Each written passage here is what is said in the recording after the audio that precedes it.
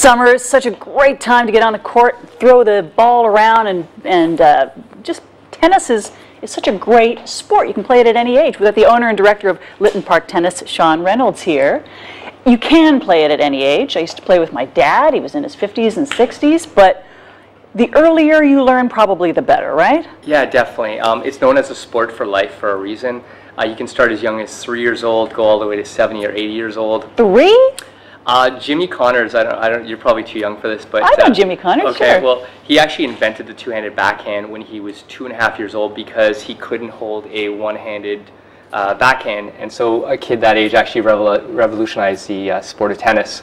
That's crazy. Yeah, I was playing hockey at 4, where you have to learn to skate and everything. With tennis, if you can run around and swing your arms, you can play.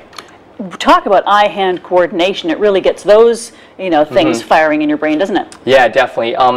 The thing with tennis, really, it's just about keeping your eye on the ball. A lot of people are looking to where they want to hit. You want to actually just watch the ball. It's almost like golf. You don't want to look down the fairway. You want to watch the ball, make contact with it. It's a little zen. When you're in this moment, be in this moment. When you're in that moment, when the ball's coming at you, be in that moment. But the ball is moving so fast. How is that even possible?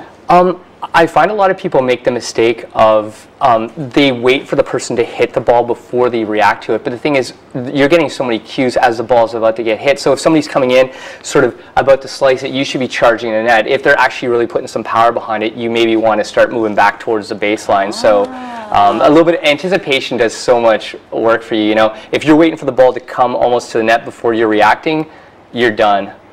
You've got so many locations and so many great programs this summer. Give me a rundown. So our main location is at Havergal College at Avenue and Lawrence. 6 courts on some beautiful acreage. I mean, we do tennis mainly, but we're doing some soccer, some ultimate frisbee.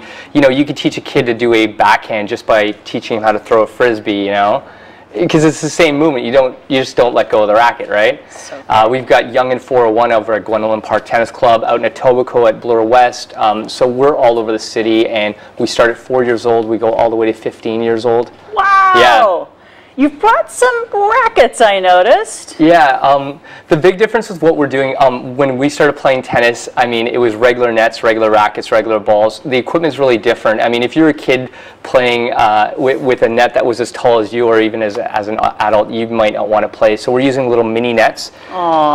We use little mini rackets here. So these rackets are... Well, that doesn't look so many. Oh, but this part is shorter. Exactly. It's about, that's 21 inches. We go all the way to 19, which would be about that big. And then, here's a larger junior racket that we'd be playing with. Okay.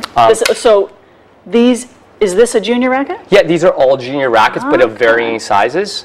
So, your 11-year-old might be using something like this. Your 4-year-old, 5-year-old might be using something like this. But what's interesting is this is all the same. The racket head, yeah.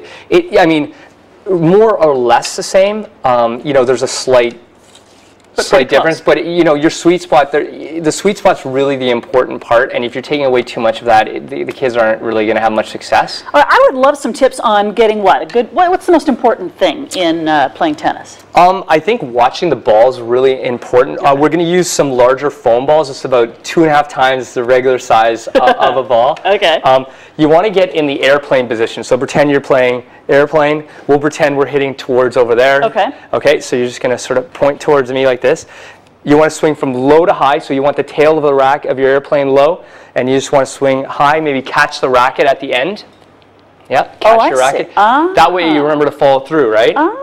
Okay. And so the big trick is I'm going to sort of sneak over here. I don't know if that's the best way. You're going to watch the actual letters on the ball. Don't just watch the ball, but watch the letters, okay? Don't look to where we're hitting. I'm going to drop the ball. Oh, was I supposed to do something there? It's okay. So as soon as it bounces, you're going to swing. So bounce, swing. There you go. Let's try just a little bit earlier. So we're watching the letters. Bounce, swing. Was that good? That was amazing. It was right on target. Okay. We'll even do stuff as well where we're actually trying to hit the instructor, because you can't really hurt anybody with a foam ball. Oh, I'm just hitting the camera, people. Sorry. We might need you as an instructor, actually. See how easy that is? There we go. So the backhand, if you were going to switch around, you're just going to switch around this way. Can we do that? Okay. This way? Yeah, and you're just going to hold it with 2 hands, just that sort of Jimmy Connors thing I told you. And what am I doing with my feet, by the way? Your feet, you just want them sort of shoulder width apart. Okay. You want to bend the knees slightly. Okay, and see, you're already over here, but if you really want power, you want to bring it all the way back as far as you can, okay? I'm going to have you step just over just a tad so I can drop the ball. And the exact same thing, from low to high and just finish over, okay? And maybe just hold on to the racket? All the way through. See how easy that is? You're getting so much more power. Cameraman, watch yourself. Here we go. That was right on target, And still watching the letters? Yeah, you just watch the letters, and you drop and swing. See how simple that is? And this works? It's so easy. Like, I could have you on the court and you and I could play. Again, you want to always be from low to high, because if you start high, you're going to hit down on the ball, and that's how you end up. You're pretty good. Okay? And a serve, I can just show you a serve really Yeah, because serving's so simple, okay? So the trick to that really is, you just want to pretend you're on the telephone like this. Everybody knows that one, right? You just want to toss it up and really watch the ball as you swing through, okay? Again, you're watching it. It's the only part of your game where you have control. You're not reacting to somebody else. You actually have the reaction.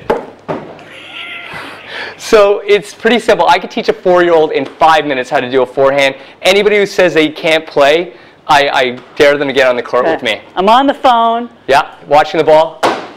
You're going to break a picture. You're pretty good. It's your fault if I do. That's great. Yeah.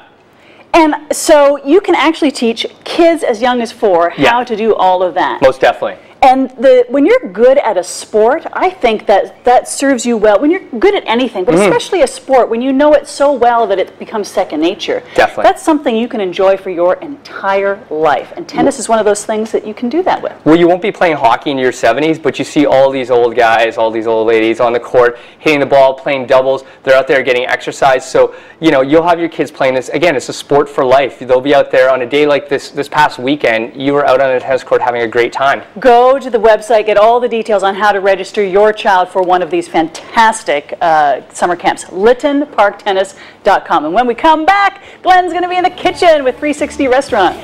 Right on.